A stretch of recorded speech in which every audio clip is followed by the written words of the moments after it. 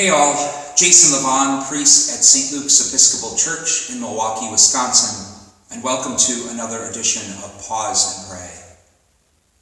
Yesterday was a gloriously beautiful day here in the city of Milwaukee. The temperature reached the upper 70s, the sun was out. I was able to go out for a run in shorts and short sleeves. And as I ran through the park, it was bustling with people. We had to zigzag to keep the 6 feet distance we're all keeping from each other these days. And there's a section of the park in which I run where there's this large hill that just cascades down. And as I ran around that, I saw something wonderful. A little boy who was rolling himself down the hill, just screaming in joy all the way down. And finally, when he got to the bottom and slowly trickled to a stop, he got up and he looked at his dad who was standing there with his dog, and he said excitedly, Daddy, did you see me? Did you see me? And his dad said, Yeah, buddy, I saw you, good job. And as I ran past that gift, I began to reflect on the desire this little child found the courage to give voice to. This desire that we're all created with, namely to be seen, to be acknowledged, to be recognized, to be loved. And I thought that if that desire is so innate in us, it comes from a holy place. It comes from God.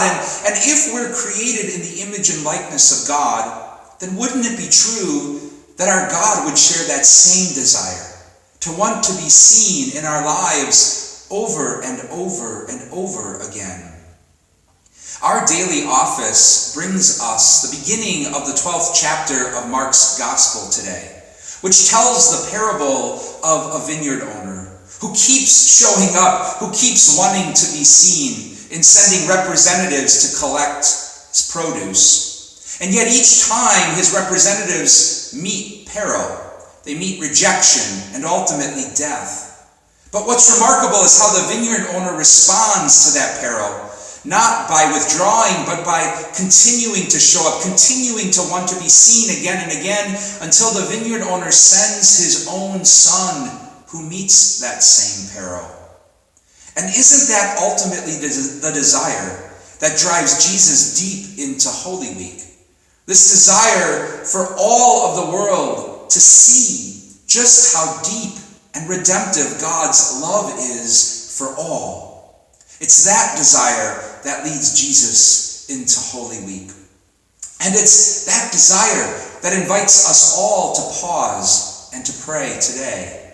How we have encountered God wanting to be seen in our lives. Maybe in the more playful moments like I encountered in the park yesterday, through the gift of that child rolling down the hill.